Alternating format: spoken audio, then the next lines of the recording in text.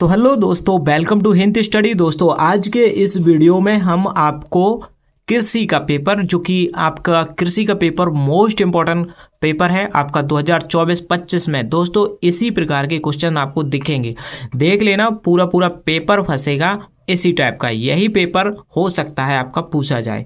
तो दोस्तों बने रहिए वीडियो में और वीडियो को लाइक और चैनल को जरूर सब्सक्राइब कर लीजिएगा, ठीक है दोस्तों। तो यहाँ पर सबसे पहले हम सीधा ऑब्जेक्टिव क्वेश्चन खंड आ पर चलते हैं, उसके बाद लॉन्ग क्वेश्चनों को हम करेंगे, ठीक है। चलिए दोस्तों, यहाँ पर पहला नंबर क्वेश्चन आपकी स्क्रीन पर ये हो जाता है। चलिए, जैव पदार्थ की अधिकता से भूमि का रंग हो जाता है। जैव पदार्थ की जो अधिकता है वो हो जाने पर भूमि का रंग जो है वो कैसा हो जाता है, ये आपको बताना है, ठीक है ना। चलिए, क्वेश्चन नंबर आपका बहुत ही अच्छा है, आपको आना चाहिए। चलिए अगला नंबर क्वेश्चन यहाँ पर देखेंगे, मतलब इसका आंसर पहले देख लो। तो इसका आंसर जो है पहले का आपका सही हो जाएगा बी ऑप्शन, काला, ठीक है ना।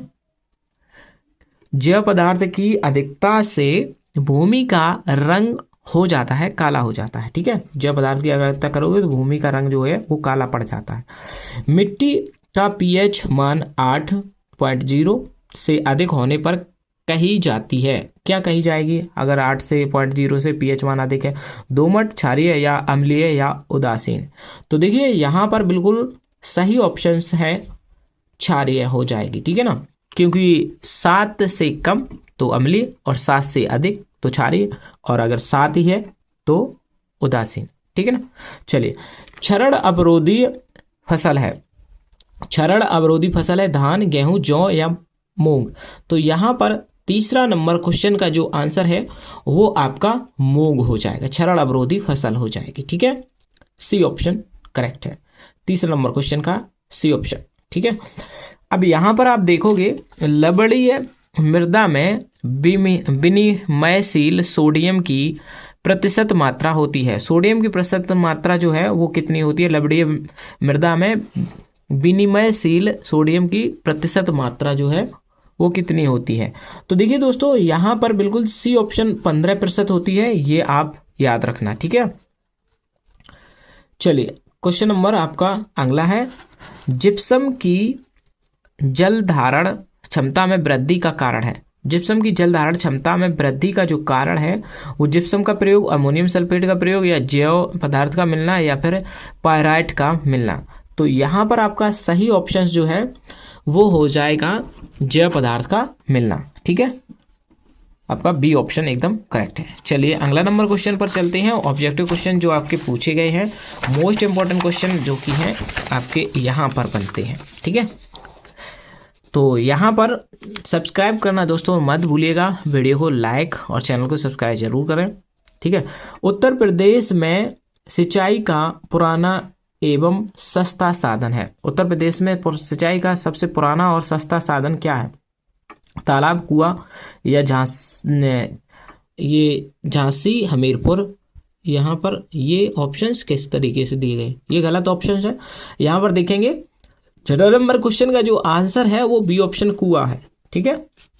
चलिए, थाला विधि से सिंचाई की जाती है। थाला विधि से सिंचाई की जाती है,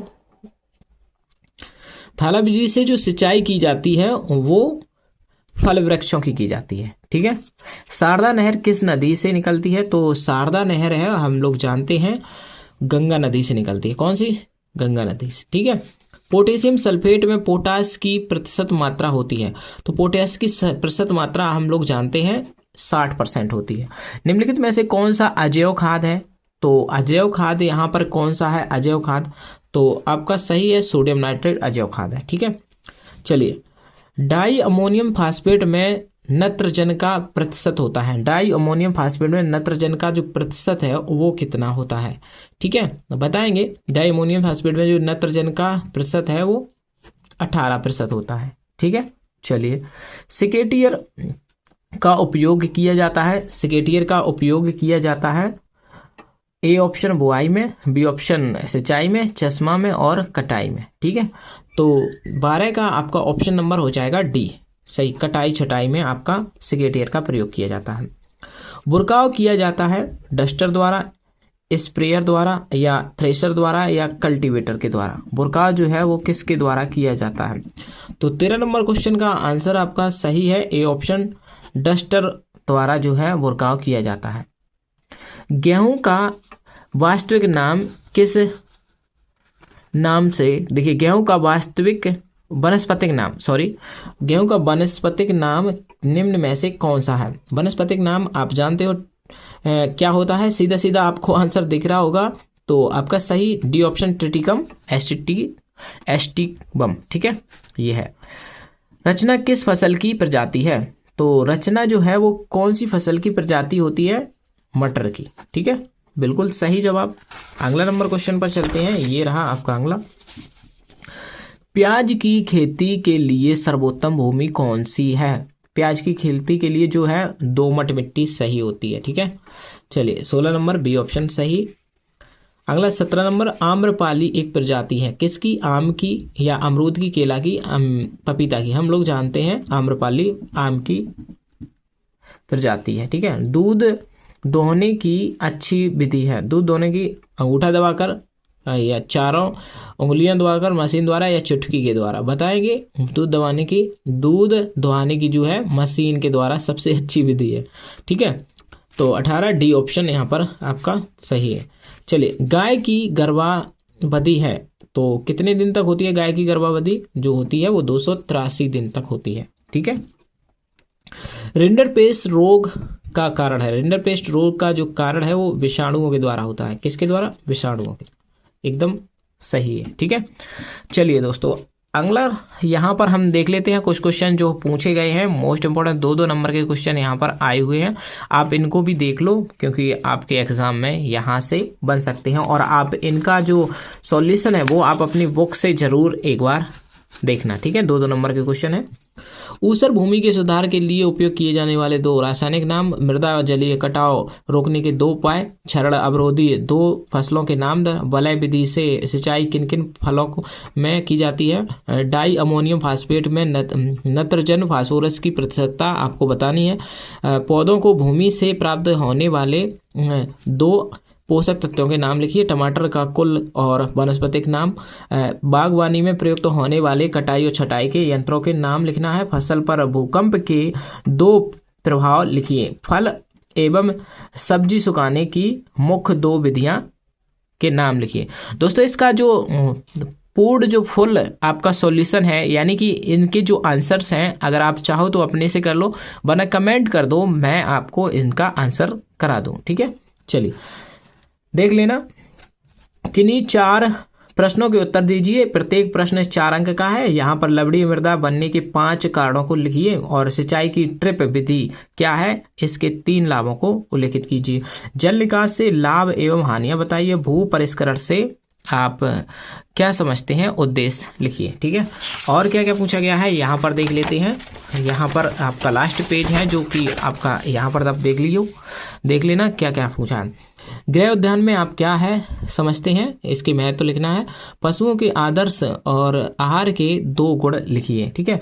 गाय के थन को चित्र द्वारा प्रदर्शित कीजिए, और पशुओं में गला घोटू रोग का लक्षण लिखिए, ठीक है, क्या क्या लक्षण होते हैं। और यहाँ पर ये 6-6, 7-7 नंबर के क्वेश्चंस आपके दिए गए हैं, बहुत ही अच्छे क्वेश्चंस हैं, और इनमें से आपको सिर्फ 2 क्वेश्चन आपको करने हैं। 4 क्वेश्चन दिए हैं, 2 करने हैं, बहुत ही जबरदस्त। धान की खेती के लिए इनमें से पूछा गया, भूमि के चुनाव की तैयारी कैसे करते हैं, 2 उन्नत प्रजातियां, बुवाई और उन्नत बीज दर प्रति हेक्टेयर, खाद एवं उर्वरक हेक्टेयर, उपज प्रति हेक्टेयर, ये सारे इनके बारे में आपको थोड़ी सी बातें 2-2 लाइनों में, 3-3 लाइनों में लिखनी है, ठीक है।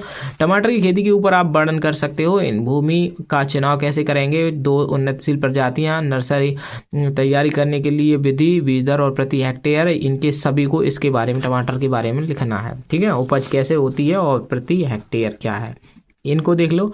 और ये आम की खेती के लिए आप लिख सकते हो, ऐसी टमाटर की खेती के लिए और आलू की खेती के लिए भी पूछा गया है, ठीक है। ये चीज यहाँ पर बहुत ही अच्छा क्वेश्चन है, अगर आप चाहो तो यहाँ इसको क्या करो, रोक करके वीडियो को नोट कर लो, इनको क्वेश्चनों को, तो आप इन क्वेश्चनों को जरूर सॉल्व करो और देखो, इनके बारे में जरूर पढ़ो, ठीक है। मिलते हैं अगली वीडियो में दोस्तों। वीडियो लाइक कर देना और चैनल पर नए हो तो चैनल को सब्सक्राइब जरूर कर देना। तो दोस्तों मिलते हैं अगले वीडियो में, और अगर आप सॉल्यूशन चाहते हो तो आप कमेंट भी कर सकते हो, ठीक है। दोस्तों के पास ज़रूर शेयर करना, क्योंकि आप अगर दूसरों के लिए चाहोगे कुछ अच्छा तो आपके लिए वो चाहेंगे, ठीक है। तो मिलते हैं अगली वीडियो में। Thanks for watching.